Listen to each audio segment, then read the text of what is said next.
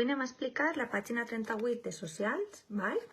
Espanya, un país divers, en què es diu que segons l'activitat econòmica es pot dividir en tres sectors: sector primari, sector secundari i sector terciari.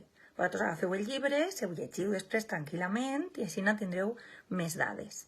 Val. Sector primari. Què té ahí dins? Ahí ho podeu veure. Comprèn l'agricultura, la ramaderia, la pesca, l'explotació forestal i mineral, i això abans era important en Espanya, però actualment, des de mitjans del segle XX, només treballen el 5% de les persones en aquest sector. Què vol dir? 5 de cada 100 persones treballen així, molt poquetes.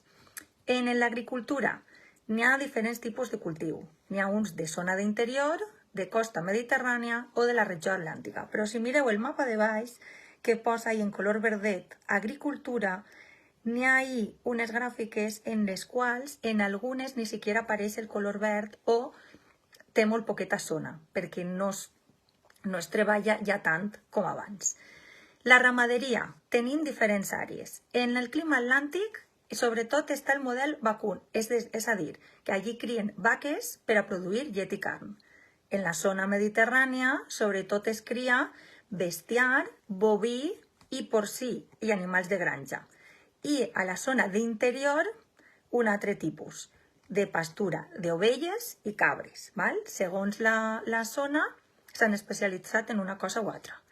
En l'àmbit de la pesca sí que són més importants perquè esports sobretot del litoral gallec, cantàbric i a les Illes Canàries tenen una importància mundial, i la fusta dels boscos, sobretot de la zona cantàbrica, serralada ibèrica i central, sí que són més importants perquè allí es maneja més aquest recurs. Actualment Espanya no és rica en recursos minerals. Ara, Espanya, quan va entrar en la Unió Europea, este sector, el sector agrari, va sofrir molts canvis. Per què? Perquè al entrar en la Unió Europea es va produir una modernització en les explotacions agràries, un augment de productivitat i millora d'aquests productes. Per què? Perquè van rebre unes subvencions i van poder modernitzar-ho i actualitzar-ho i millorar aquest sector. Ara anem al sector secundari, a l'altra pàgina. Este és un pelín més. 20 de cada 100 persones treballen en aquest sector, un 20%. La indústria d'aquest sector ha canviat, la indústria d'aquest sector ha anat canviant i actualment a Espanya les principals indústries del sector secundari són l'automòbil, la química i d'alta tecnologia. Després hi ha unes regions en les que el calçat i el tèxtil són importants, com el paper com les del paper i les arts gràfiques, però en algunes regions molt concretes, com per exemple en Elx és molt important en el calçat. La construcció, que és del sector secundari també, ha baixat prou degut a la crisi econòmica, tant en el que es refereix a construir vies de comunicació com a construir cases. Què més? Les fonts d'energia són necessaris per a aquestes activitats, però nosaltres necessitem importar grans quantitats de petroli, de gas natural i de carbó perquè no disposem d'aquests recursos. I ho necessitem per a aquestes fonts d'energia, per exemple, per al combustible dels camions que transporten les coses. Anem al sector terciari. El sector terciari també es diu sector de serveis. Ahí teniu en negreta quins pertanyen a aquest sector: comerç, entitats financeres, transports, mitjans de comunicació, turisme, serveis públics, com pot ser una escola, un hospital. Les activitats d'aquest sector, les que més s'han desenvolupat en els últims anys, són les noves tecnologies.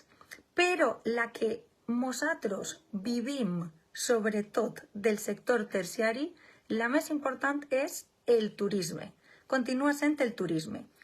A Espanya es manté el model de vacances a preus assequibles, és a dir, vacances a preus assequibles o baixos, en què es concentren normalment en la zona de la platja, del litoral mediterrani i a les Illes Canàries. També existeix el turisme de temporada, el turisme de temporada baixa, que és el turisme rural i cultural. Però el que més, del que vivim la majoria del sector terciari, el del que viu és del turisme. ¿Vale? I per últim, la millora d'aquestes comunicacions, de la xarxa de comunicacions, facilita l'arribada del turisme. Ara on anem al quadre gris que hi ha ahí enmig i posa el PIB, el PIB. Què vol dir això? El PIB és el Producte Interior Brut, volen dir les sigles. Això què és?